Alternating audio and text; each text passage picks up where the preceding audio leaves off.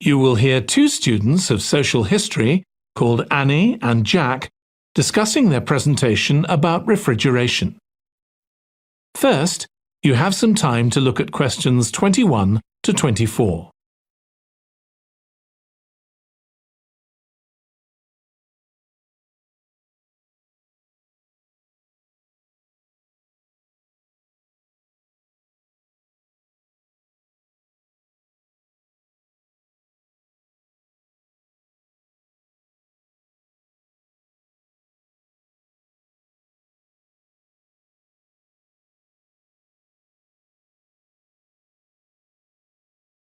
Now listen carefully and answer questions 21 to 24. OK, Jack. Before we plan our presentation about refrigeration, let's discuss what we've discovered so far. Fine, Annie, though I have to admit I haven't done much research yet. Nor me. But I found an interesting article about ice houses. I'd seen some 18th and 19th century ones here in the UK, so I knew they were often built in a shady area or underground, close to lakes that might freeze in the winter. Then blocks of ice could be cut and stored in the icehouse. But I didn't realise that insulating the blocks with straw or sawdust meant they didn't melt for months.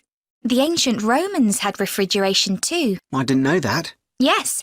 Pits were dug in the ground and snow was imported from the mountains, even though they were at quite a distance.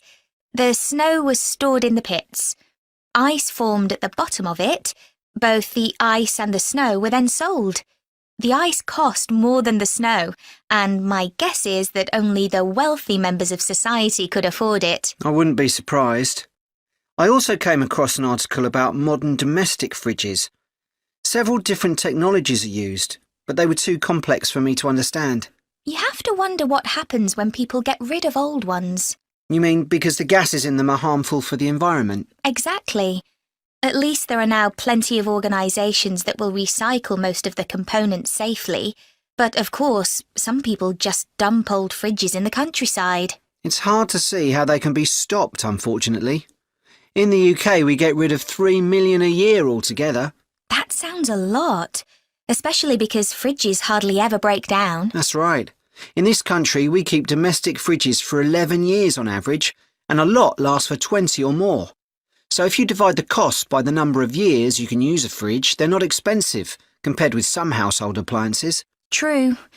I suppose manufacturers encourage people to spend more by making them different colours and designs. I'm sure when my parents bought their first fridge, they had hardly any choice. Yes, there's been quite a change. Before you hear the rest of the discussion, you have some time to look at questions 25 to 30.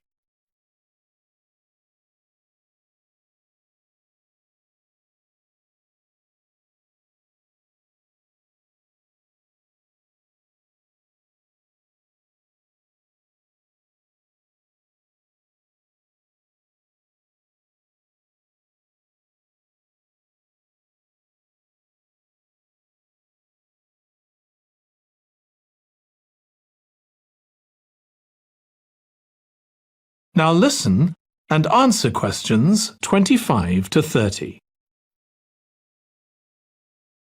Right, let's make a list of topics to cover in our presentation and decide who's going to do more research on them. Then later we can get together and plan the next step. OK.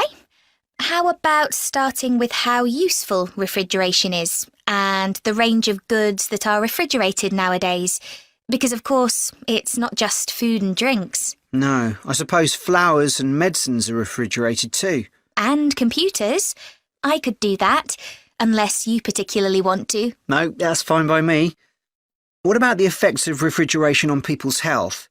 After all, some of the chemicals used in the 19th century were pretty harmful, but there have been lots of benefits too, like always having access to fresh food.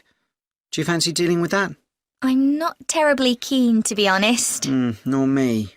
My mind just goes blank when I read anything about chemicals. Oh, all right then. I'll do you a favour. But you owe me, Jack. OK.